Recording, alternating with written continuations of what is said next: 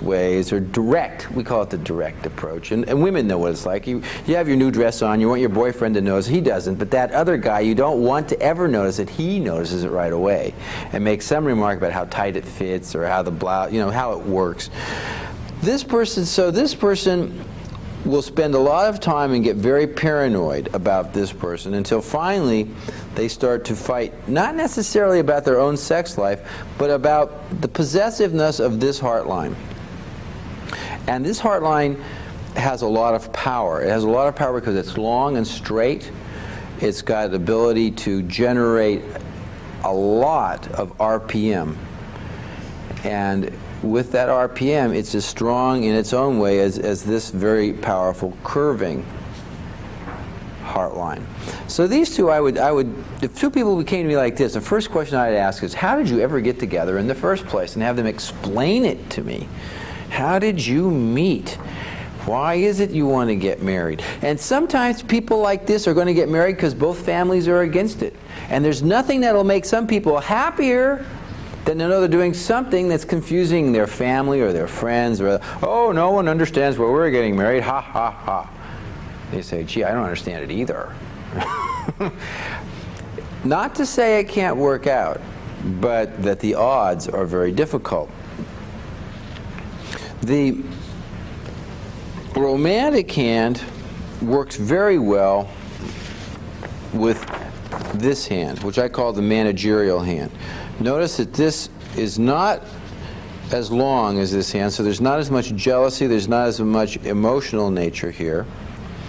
And this hand is grounded. This hand is one of my favorite hands because this particular heart line, the straight line of heart, is grounded. It gets what it has to do done. It's very psychological. And the thing I like about this heart line is, remember the earlier example that I was discussing in this presentation of the individual friend of mine, the magician, who has taken a job on a Saturday night and this hand doesn't like it. If this were his lover's hand, they would understand that. They would say, okay, so you've got to work Saturday night, it's my birthday. When did you get off? Well, you get off at 10:30. Great. I'll start the party late, start the party at 9, you'll be here at 10:30, we'll boogie till 1, then we'll have a lot of time to bo-de-do-do. Someone that'll work with you.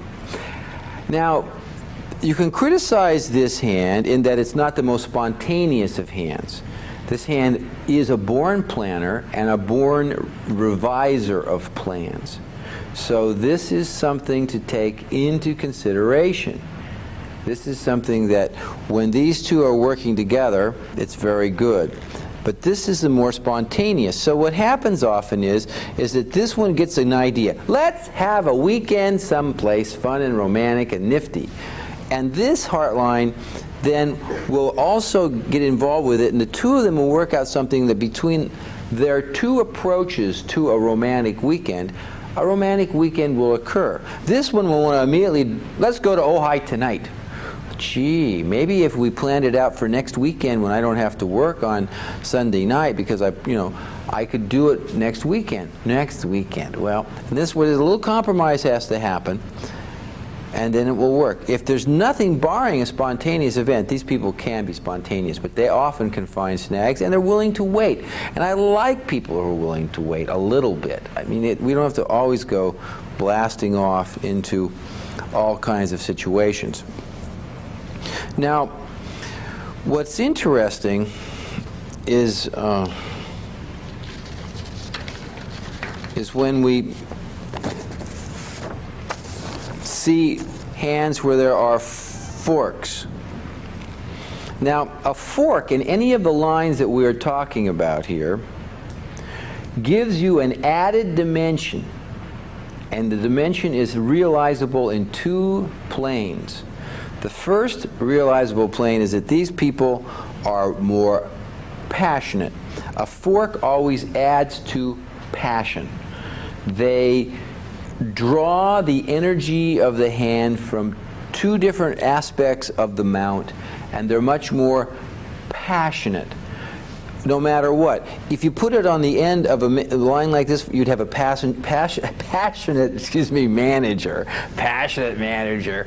And so there you would have someone who really would be, I would prefer a fork on a straight line. Forks on a curved line, that creates almost like too much of a good thing, if you know what I mean. Now, the second thing that these produce are stand-up loyalty. Stand-up loyalty, to me, is when you have someone who is a friend, a lover, acquaintance, not friends and lovers, that's the only thing that counts. Friend or a lover, and they're going to stand up and be counted. If you get in trouble, they're going to stand up and stand by your side. They're not going to say, hey, you got into that, I'm not going to hang out. They're not a fair weather friend, they are an all-weather friend. So when people have forks on their hand, and if you have someone that has a fork in their heartline and they love you, you are fortunate. Fortunate in that you have someone who will be extremely loyal to you if you get into any kind of difficulty where you need support. And if they're your friend, say they're your friend, and someone is talking mean about you at a party, you know for sure that you are going to get told about it, and you also may probably know that the people who are talking bad about you at the party right here are going to get told at the party. Look, I know Jill and she's not that way at all, and I don't see how you can get off saying that kind of rumor about her. She's my friend and I know.